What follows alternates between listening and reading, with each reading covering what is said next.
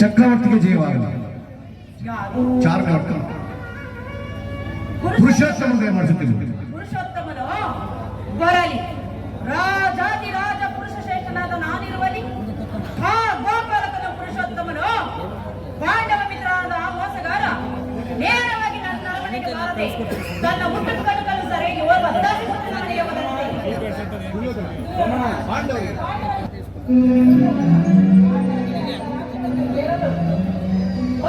ಅಲ್ಲದೆ ನಿನ್ನಲ್ಲಿ ಯಾಚನೆಗಾಗಿ ಬರುತ್ತಿಲ್ಲ. ಯಾರು ಮಾತನಾಡುತ್ತಿರುವವರು? ದಾಶಪುತ್ರವಿಲ್ಲ. ಏನು ಹೇಳಿದೆ?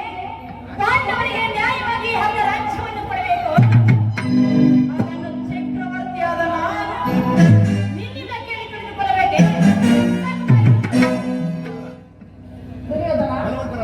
ಬಲವಂತವಾದ ನಿನಗೆ ನ್ಯಾಯವೋ ಸದಿನವೋ ಅಥವಾ ನ್ಯಾಯಕ್ಕೆ ಸರ್ವರೂ ಅಧೀನವೋ?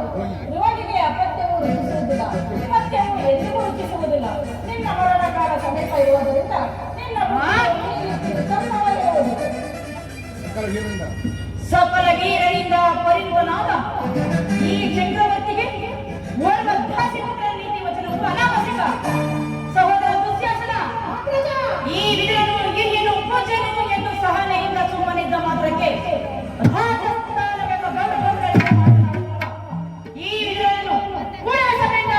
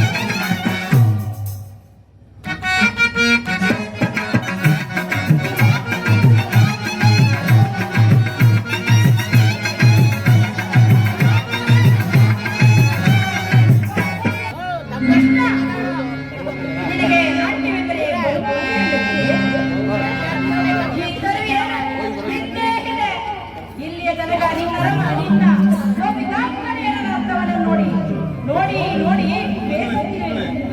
ಈಗ ನನ್ನ ಅರಮನೆಯ ಅರ್ಥ ಮ್ಯಾತ್ತಕ್ಕಿರ ನರ್ತನವನ್ನು ನೋಡಿ ಸಹೋದರ ದುಶ್ಯಾಸನ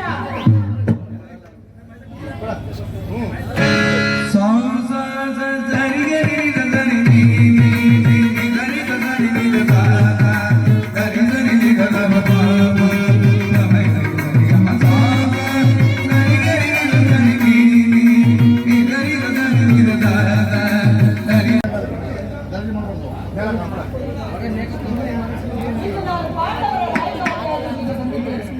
ಅವರು ಕಳಿಸಿರುವ ಸಂದೇಶವನ್ನು ನಿಮ್ಮಗಳ ಮುಂದಿಡುವುದು ನನ್ನ ಹರಿಮತ. ಕುರುಪಾಂಡವರ ಭವಿಷ್ಯ ರಾಜಕಾರ್ಯ ವ್ಯವಸ್ಥೆಯು ಇಲ್ಲಿ ನಿರ್ಧರಿಸಬೇಕಾಗಿರುವುದರಿಂದ ಈಗ ನಿಮ್ಮ ಮುಂದಿರುವ ಪ್ರಶ್ನೆಯನ್ನು ಅನುಗ್ರಹಿಸಿ ಗಮನಿಸಬೇಕಾಗಿ ಬೇಡುತ್ತೇನೆ. ಇದರ ವಿಚಾರದಲ್ಲಿ ನಿಮ್ಮ ಉಪೇಕ್ಷೆ, ಪಕ್ಷಪಾತ, ಅಸಂಬದ್ಧ ಪ್ರಲಾಪ ಮತ್ತು ಆತುರ ಮುಂತಾದ ಭಾವನೆಗಳನ್ನು ತ್ಯಜಿಸಿ ತಾವು ತೀರ್ಪು ನೀಡಬೇಕಾಗಿರುವುದು. ನೀವು ಆ ರೀತಿ ಮಾಡದಿದ್ದಲ್ಲಿ ಮುಂದೆ ಆಗುವ ಅನಾಹುತಗಳಿಗೆಲ್ಲ ನೀವೇ ಕಾರಣರಾಗುವಿರಿ. ಈಗ ನಿಮ್ಮ ಮುಂದಿರುವ ಪ್ರಶ್ನೆಯು ಸಮಗ್ರ ಭಾರತದ ಕ್ಷತ್ರಿಯ ರಾಜರ ಅಸ್ತಿತ್ವ ನಾಸ್ತಿತ್ವಗಳನ್ನು ನಿರ್ಧರಿಸುವುದೆಂದು ತಿಳಿಯಿರಿ.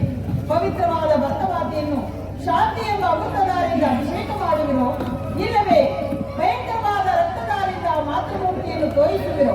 ನೀವೆರಡರಲ್ಲಿ ಒಂದು ಪ್ರಶ್ನೆಯು ಇಲ್ಲಿ ನಿರ್ಧರಿಸಬೇಕಾಗಿರುವುದು. ಮಿತ್ರರೇ, ಕೇವಲ ಪೀಠಿಕೆಯಲ್ಲಿಯೇ ಕಾಲಹರಣ ಮಾಡದೆ ಮುಖ್ಯ ವಿಚಾರಕ್ಕೆ ಬರುತ್ತೇನೆ.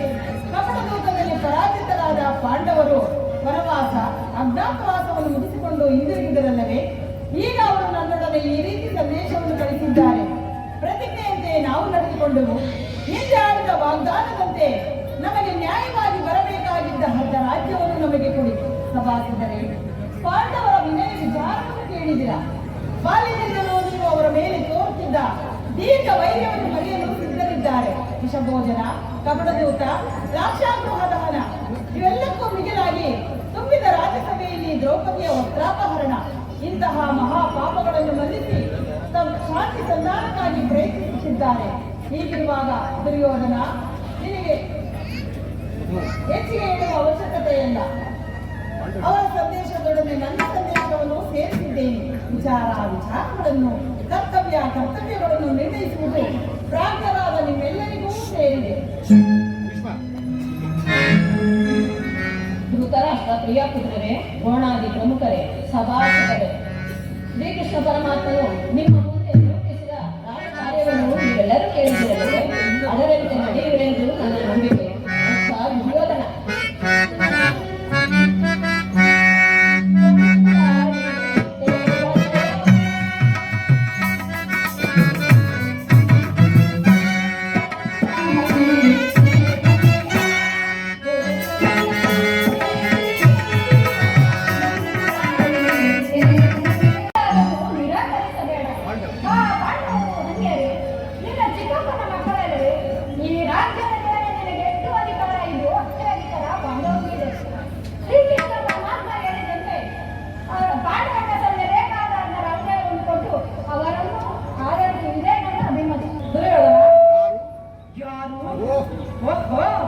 ಚಿಕ್ಕಪ್ಪ ನಡೆಯ ಉಪದೇಶ ಮಾಡುವುದರಲ್ಲಿ ನೀವು ಒಬ್ಬರು ನಡೆಯಲಿ ನಿಮ್ಮ ಅರಣ್ಯ ರೋದನ.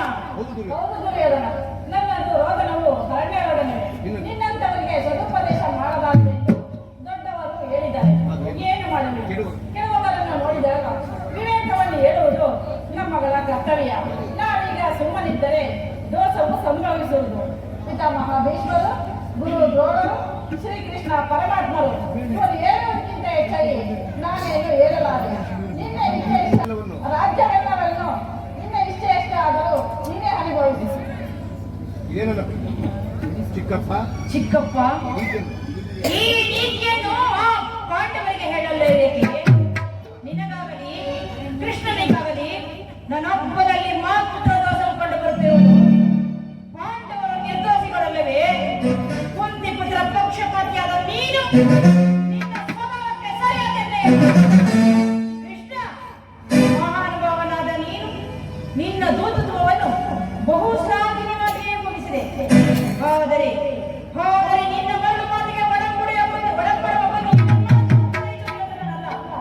ಇದು ಶುದ್ಧ ಕ್ಷತ್ರಿಯರ ರಕ್ತ. ಸ್ವಾಭಿಮಾನ ಸೂರ್ಯತೆ ಕೊಳಕು ನೀರದ ಕೃಷ್ಣ, ಕೊಳಕು ಇಷ್ಟೊಂದು ಅಪಮಾನವೇ ದುರ್ಯೋಧನ? ಇದು ನಿನ್ನ ದುರಾಗ್ರಹದ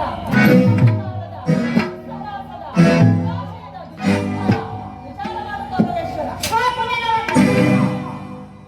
ನಾನು ಮೊದಲೇ ಬಲ್ಲೆ ಏನಂದ್ರೆ ನಮ್ಮ ದುರಗ್ರಹದ ದುರಾಶಯದ ದುಸ್ಸಾಹಸದ ದುರಾಶಯದ ಹಾಗಲ್ಲ ಕೇಳು. ಈ ಗೌರವೇಶ್ವರನನ್ನು ಸದೆ ಬಿಡಬೇಕೆಂದರೆ ನೀನು ಕಂಡ ಅದು ದುರಗ್ರಹ. ಲೋಕೈಕ ವೀರನಾದ ನನ್ನ ಮಿತ್ರ ಗೌಡರನ್ನು ವಧಿಸಬೇಕೆಂದನಲ್ಲವೇ?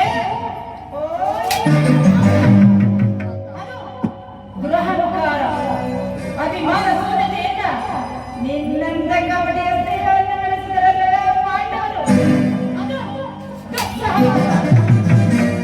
ದುರ್ಯೋಧನ ದುಸ್ಸಾಹಸವನ್ನು ಪುಡಿಗೈದು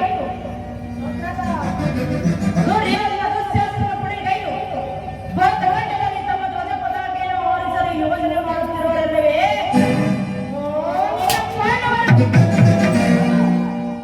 ದುರಾಶಯ ಹೆಚ್ಚೇನು ಕೃಷ್ಣ? ನಾವೇ ಸಮರ್ಥರು, ಜಯಶೀಲರು ಹೆಮ್ಮೆ ಪಡುತ್ತಿರುವರಲ್ಲವೇ? ಅದು ದುರಾಭಿಮಾನ ಹೆಚ್ಚೇನು ಕೃಷ್ಣ? ನೀವ್ಯಾರೇ? ಈ ಕೌರವನೇನಾರ ಚಲಿಸಲಾರದು, ಸುಮ್ಮನೆ ಕಂಡ ಶೋಷಣೆಯಿಂದ ಪ್ರಯೋಜನವಿಲ್ಲ. ಅಣ್ಣನ ಮಾತುಗಳೆಲ್ಲವೂ ನಾನು ಒಪ್ಪಿದವು. ಕೃಷ್ಣ, ಈ ಕುರು ಸಹೋದರರ ಹೃದಯದಲ್ಲಿ ಕೋಪಮಾಡಿಯೂ ಈ ಕೈಯುತ್ತಲಿರುವ ಮಾತುಗಳನ್ನ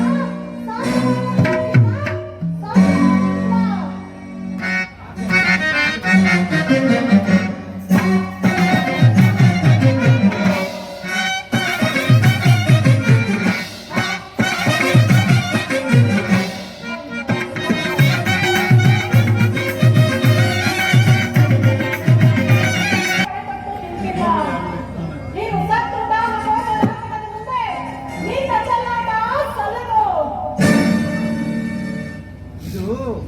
ನೀವು ಗೋಪಿ ಪಾಂಡವರ ಒಳನಂದನವಲ್ಲ. ನೀನು ಬುದ್ಧಿವಂತನ. ಎಚ್ಚರ ತಪ್ಪಿ ನಡೆದರೆ ನೀನಿಲ್ಲ. ನೀನು ಬಂದ ದಾರಿಯನ್ನು ಹಿಡಿದರೆ ಇಲ್ಲವಾದರೆ ನಿನ್ನ ಗತಿ ಬದಲಾಗಿದೆ.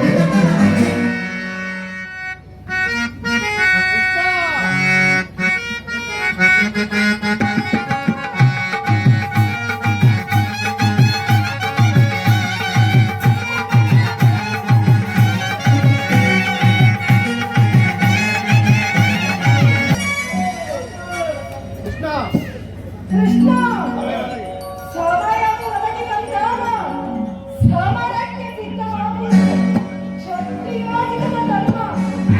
ಹೋರಿನ ಪಾಂಡವರು ವೀರನಾಗಿ ತನ್ನಿ ಸಮರಕ್ಕೆ ಸಿದ್ಧವಾಗುವಂತೆ ತಿಳಿದು ಹೋರಿನ ಪಾಂಡವರ ಸೇನಾ ಸಮುದ್ರವನ್ನು ಕಾಲಕ್ಕೆ ಬಿಡಬಲ್ಲ ಗಂಡುಗಳಿಗರು ನಾವು. ಪುಂಡ ಭೀಮನ ರುಂಡವನ್ನು ಚಂಡಾಡಲು ಸದಾ ಸಿದ್ಧನಾಗಿರುವುದು ಈ ಸಿಂಧೂರಾಜನು. ಸಮರಕ್ಕೆ ಸಿದ್ಧ. ಹೌದು. ಸಮರವೇ ನಡೆದು ಹೋಗಲಿ.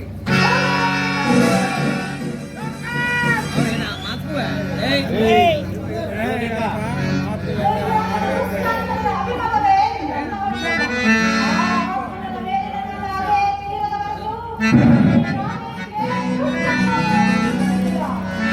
ರಾಜೇಂದ್ರ, ಕಾಲದಲ್ಲಿ ಶಾಂತಿ ಈ ಹೃದಯ ಸ್ವಾಭಾವಿಕವಾದದ್ದು. ನಮ್ಮಂತಹ ವೀರರಿಗಲ್ಲ. ಭಲೆ ಭಲೆ ಕಾರಣ. ಕರ್ಣ, ನೀನು ಸಹ ಮಾತನಾಡುತ್ತಿರುವೆಯಲ್ಲ. ಅರ್ಜುನನ ಮೇಲಿನ ವೈಯಕ್ತಿಕ ದ್ವೇಷದಿಂದ ಇಡೀ ಕುಟುಂಬವನ್ನೇ ಧ್ವಂಸ ಮಾಡಲು ಯೋಚಿಸುತ್ತಿರುವೆಯಲ್ಲ.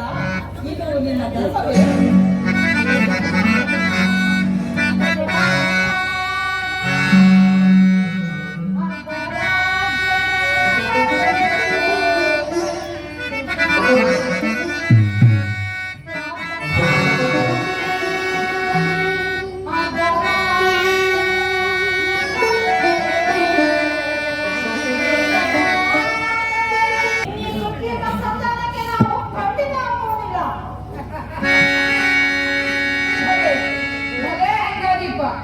ನಿನ್ನೆ ಈ ಗಂಭೀರವಾದ ನುಡಿಗಳಿಂದ ಯಾದವ ಗಣೆಯ ಕಂಠ ಬಿಗಿದಾಯಿತು.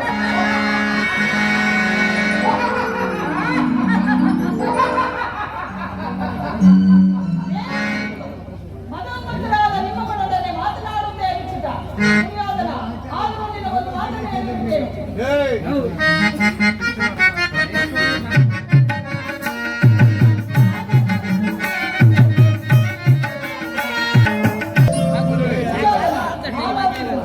ನಿನ್ನ ಹಿರಿಯರು, ಬಂಧು ಬಾಂಧವರು ಹಾಗೂ ನಿನ್ನ ಸಹೋದರರು ಇವರನ್ನೆಲ್ಲವನ್ನೂ ಸಾರಿ ಮುಗಿಸಿಬಿಡೋರು. ಕೇವಲ ನಿನ್ನಮ್ಮನ ಸಲುವಾಗಿ ಇಡೀ ಗುರುಕುಲವನ್ನೇ ಧ್ವಂಸ ಮಾಡಬೇಕು. ಪಾಂಡವರು ನಿನ್ನ ತಂದೆ ಪ್ರಭುತ್ವವನ್ನು ಅಂಗೀಕರಿಸುವರು, ನಿನ್ನನ್ನು ಯುವರಾಜನೆಂದು ಸನ್ಮಾನಿಸುವರು. ನಿನ್ನೆಲ್ಲರ ಸ್ನೇಹ, ಮಮತೆ, ಶಾಂತಿಯವರೆಗೂ ಅವರಿಗೆ ಬೇರೇನು ಬೇಡ. ಯೋಚಿಸು, ಇದು ಅತ್ಯಂತ ಮಹತ್ವದ ವಿಷಯ. ಸಂಧಿಯನ್ನು ನಿರಾಕರಿಸಬೇಡ. ಅಲ್ಪ ಪ್ರಯತ್ನದಿಂದಲೇ ಮಹಾಫಲವನ್ನೇ ಹೊಂದಿವೆ. ಶತ್ರುಗಳು ತಲಪಾಗಿ ನಿನ್ನಲ್ಲಿ ಕ್ಷಮಾಭಿಕ್ಷೆಯನ್ನು ಬೇಡುವರು. ಮಿತ್ರರು ಪ್ರಚಿತ ಗಾತ್ರವಾಗಿ ನಿನ್ನನ್ನು ಆನಂದಿಸುವರು. ಈ ಸಾಮ್ರಾಜ್ಯ ಶಾಸನವೇ ನಿರಾಯಾಸವಾಗಿ ನಿನ್ನ ಕೈ ಸೇರುವುದು. ಪಾಂಡುನಂದನರೊಡನೆ ಸಮಾನ ಭಾವದಿಂದ ಪ್ರಜಾಪಾಲನೆಯ ಪವಿತ್ರ ಯಜ್ಞದಲ್ಲಿ ದೀಕ್ಷಿತನಾದ ಆಗ ವಿಶ್ವ ಜಗತ್ತಿನಲ್ಲಿ ಅಪ್ರತಿಮ ನೆಲೆಸಿವೆ. ಮಾನವ ಲೋಕವು ನಿನ್ನನ್ನು ಆದರ್ಶ ನರಪತಿ ಎಂದು ಹೊಗಳುವುದು. ಪಾಂಡವರ ರಾಜ್ಯದ ಮೇಲಿರುವ ಹಕ್ಕನ್ನು ಒಪ್ಪಿಕೊಳ್ಳದಿದ್ದರೆ ಹೋಗಲಿ, ಅವರ ಈ ಇಷ್ಟವನ್ನಾದರೂ ನೆರವೇರಿಸು. ಸಂಧಿಗೆ ಸಮ್ಮತಿಸು. ದಾನವ ವಿಜಯ ಎನ್ನುವುದು ಕೇವಲ ಪಾಂಡವರ ಸಲುವಾಗಿಯೇ ಅಲ್ಲ, ಮತ್ತಾರ ಸಲುವಾಗಿ ನಿಮ್ಮಗಳ ಸಲುವಾಗಿ. ಮುಂದರುವ ಭೀಷಣ ಯುದ್ಧದಲ್ಲಿ ಮಾನವ ಕೋಟೆಯನ್ನು ಉತ್ತರಿಸುವ ಸಲುವಾಗಿ ಇಂದು ನಿನ್ನಲ್ಲಿ ಸಂಧಿ ಭಿಕ್ಷೆಯನ್ನು ಬೇಡುತ್ತಿರುವೆನು. ಭಿಕ್ಷಾ ಪ್ರದಾನ ಮಾಡ ಗೌರವೇಶ್ವರ. ಇದರಲ್ಲಿ ಇದರಲ್ಲಿ ನನ್ನ ಅಪರಾಧವೇನು ಎದುರಾಜ? ಪಾಂಡವರು ಜೂಜಾಡಿ ರಾಜ್ಯಾತಿ ಸಂಪತ್ತನ್ನು ಕಳೆದುಕೊಂಡದ್ದು ನನ್ನ ತಪ್ಪೆ. ಸತ್ಯ ಪರಿಪಾಲನೆಗಾಗಿ ವನವಾಸವಾಗಿದ್ದು ಹದಮದ ಕಾರ್ಯವೋ ಕೇವಲ ನಿಯಮ. ಈ ವಿಸ್ತಾರವಾದ ಸಾಮ್ರಾಜ್ಯವನ್ನು ಶಾಸನ ಮಾಡಲು ಈ ದುರ್ಯೋಧನರ ಹೊರತಾಗಿ ಮತ್ತಾರಿಂದಲೂ ಸಾಧ್ಯವಿಲ್ಲ. ಪಾಂಡವರಿಗೆ ಭಿಕ್ಷಾ ವೃತ್ತಿಯೇ ಯೋಗ್ಯವಾದ ಜೀವನ. ಧರ್ಮ ವೀರಗಳಾದವರ ಕೈಯಲ್ಲಿ ಈ ವಿಕಲವಾದ ಸಾಮ್ರಾಜ್ಯವನ್ನು ಒಪ್ಪಿಸುವ ಅಪಮಾನ ನನ್ನಿಂದಾಗಲು. ಯುದ್ಧದ ಭಯವನ್ನು ತೋರಿಸುವ ಇದರ ಯುದ್ಧವು ಕ್ಷತ್ರಿಯ ಕರ್ಮ. ಅರ್ಥ, ಕಾಮ ಮತ್ತು ಜೀವನದ ಏಕಮಾತ್ರ ಸಾಧನೆ. ಯುದ್ಧದ ಸಲುವಾಗಿ ಕ್ಷತ್ರಿಯನೆಂದಿಗೂ ಭಯಪಡಲಾರ, ಭಯಪಡಲಾಗದು. ದುರ್ಯೋಧನ, ನಿನ್ನ ಅಭಿಷ್ಟವು ಯುದ್ಧವಾದರೆ ಅಗತ್ಯವಾಗಿ ಅದನ್ನೇ ಹೊಂದಿವೆ. ಪಾಪಾಶಯ, ಕುರುಕುಲದ ಕಳಂಕ ಸ್ವರೂಪನೆ. ನಿನ್ನ ಅಪರಾಧಗಳೇನೆಂದು ಕೇಳಿವೆಯಾ? ನಿನ್ನ ಅಪರಾಧಗಳು ಅಗತ್ಯ. ರಾಜಸೂಯಾಗದಲ್ಲಿ ಪಾಂಡವರ ಸಂಪತ್ತನ್ನು ನೋಡಿ ಕರುಬಿದ ನೀನು ಈ ಶತ್ರುವಿಗೆ ಎದುರಿಸನನ್ನು ಕಪಟದೂತ ಕೆಡದಿದ್ದನ್ನು ಮರೆತೆಯಾ? ಸಹೋದರನ ಪತ್ನಿಯನ್ನು ರಾಜಸಭೆ ಕೆಡದದ್ದು ನೀನು ಮಾಡಿದ ವಾಚ್ಯ ಅಪರಾಧವು ಅನಂತಕಾಲವು ನಿನ್ನ ನೀಚ ಸ್ಥಿತಿಯನ್ನು ಹಿಂಬಾಲಿಸುವುದೆಂದು ನೆನಪಿನಲ್ಲಿ. ಸತ್ಯವಂತರು ಧರ್ಮನಿಷ್ಠರು ಆದ ಆತ್ಮೀಯ ಬಂಧುಗಳಲ್ಲಿ ರಾಕ್ಷಸೀಯ ವೃತ್ತಿಯನ್ನು ತೋರಿಸಿದೆ. ವಾರಣವತದ ಅರಗಿನ ಮನೆ, ಏಕಚಕ್ರ ನಗರದಲ್ಲಿ ಕುಂತಿಗಾದ ಭಂಗ, ವೃಷಭ್ರಾಸನ, ಸರ್ಪಭಂಗ ಇವೆಲ್ಲವನ್ನೂ ಮರೆತೆಯ? ಭೀಷ್ಮ, ದ್ರೋಣಾದಿ ಗುರುಗಳ ಮಾತನ್ನು ನಿರಾಕರಿಸಿ ಅನ್ಯಾಯಾಚರಣೆಯಲ್ಲಿ ಪ್ರವೃತ್ತನಾದ ನಿನಗೆ ಕೀರ್ತಿಯು ಶ್ರೇಯಸ್ಸು